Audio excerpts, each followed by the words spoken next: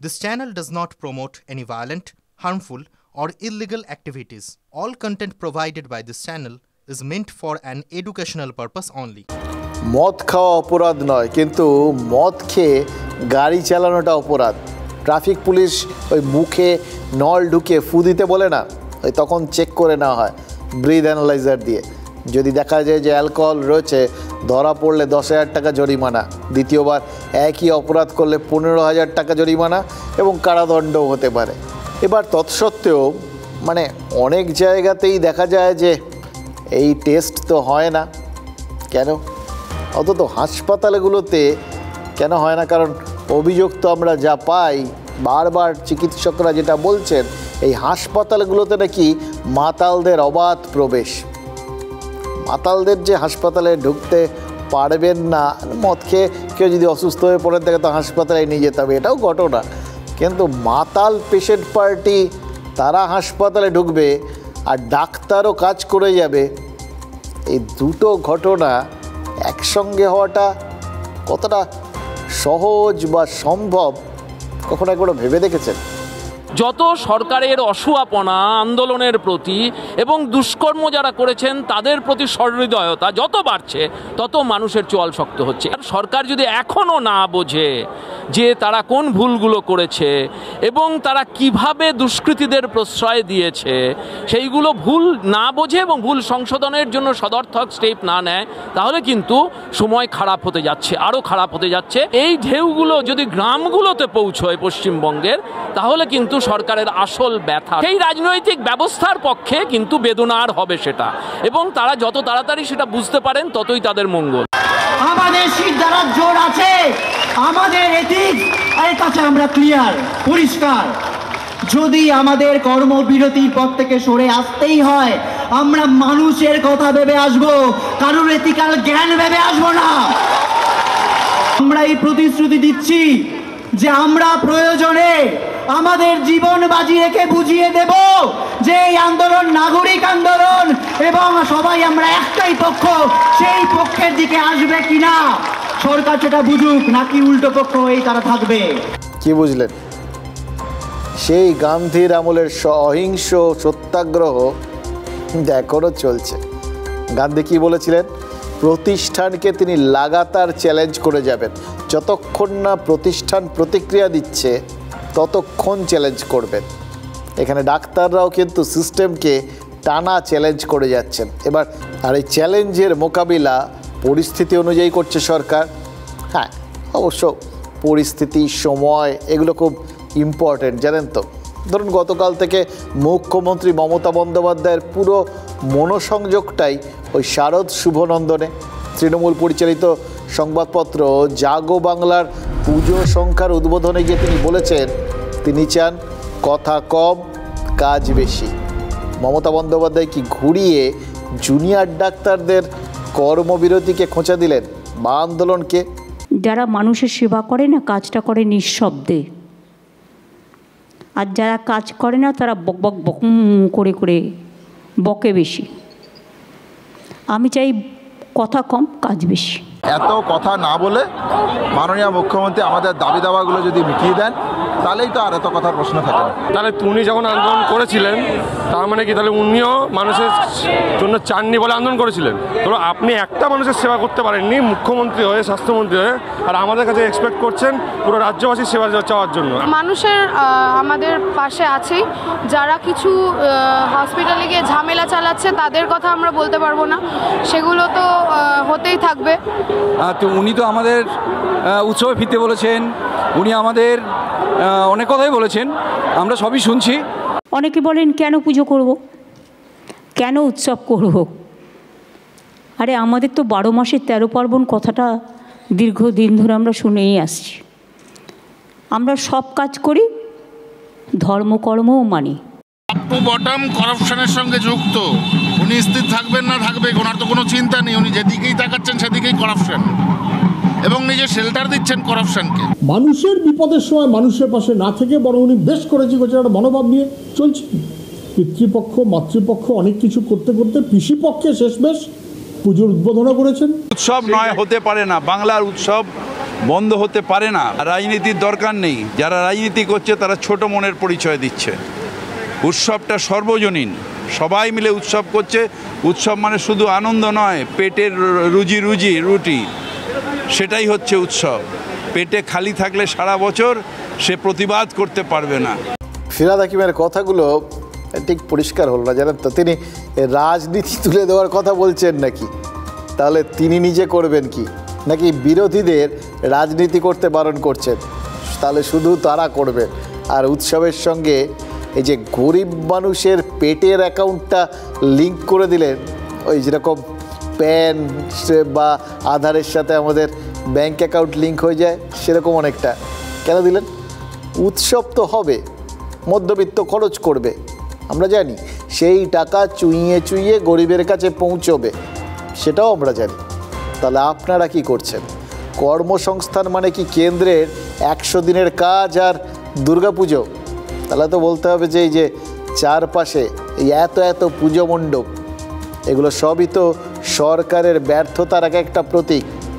আমি বলছি না, মন্ত্রী ফিরহাদ হাকিম সেটাই তো বোঝালেন। দুর্গা পূজা থেকে যদি কর্মসংস্থান হয়, সারা বছর খালি পেটে না থাকতে হলে যদি দুর্গা পুজো করতে হয়, তাহলে পুজো মণ্ডপগুলো সেটাই তো আমাদের একমাত্র কর্মসংস্থানের জায়গা, সেটা তো আমাদের মেনে নিতে হবে। এটা মেনে নিতে কোনো আপত্তি নেই, একটা কর্মসংস্থান এখান থেকে তো অবশ্যই হয়।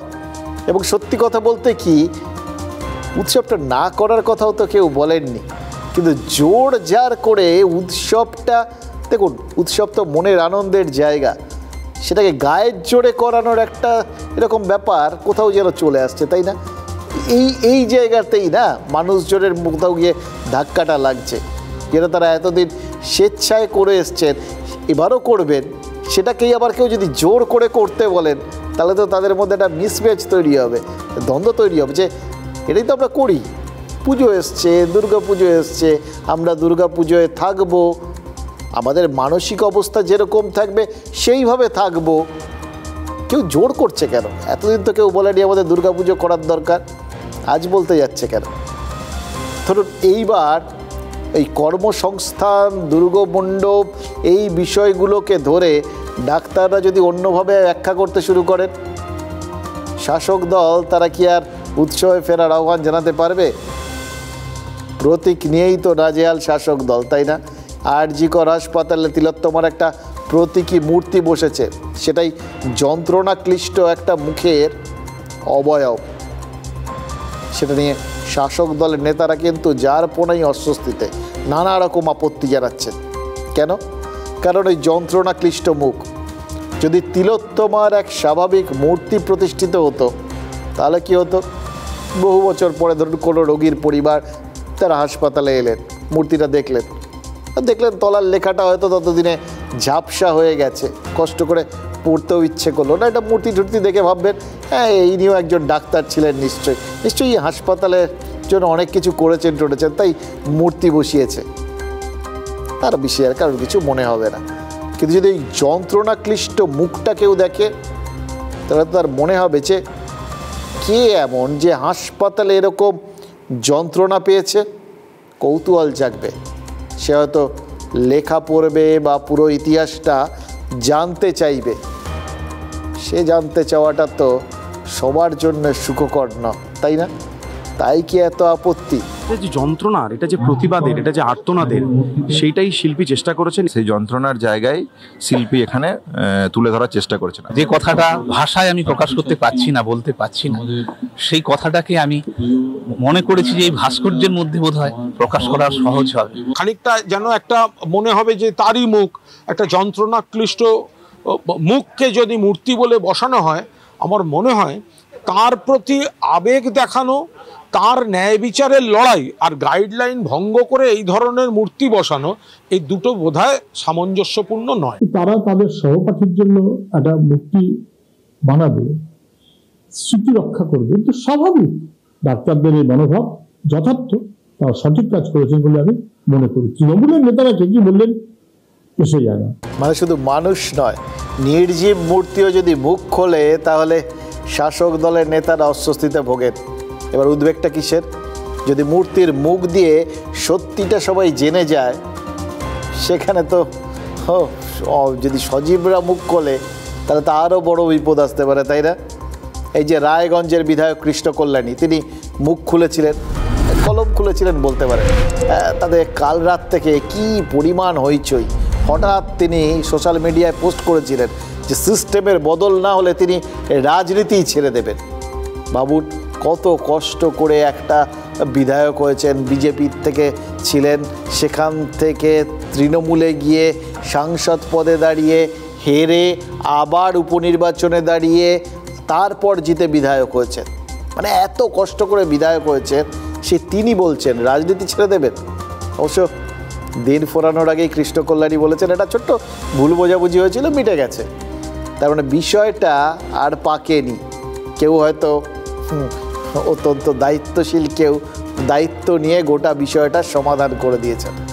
কিন্তু এইরকম যদি জনপ্রতিনিধিদের ঘন ঘন মনের মধ্যে ওই বেসুরো সঙ্গীত বেজে ওঠে, সেটা কিন্তু রাজনীতির ছন্দপতন করিয়ে দেয়, জানেন তো।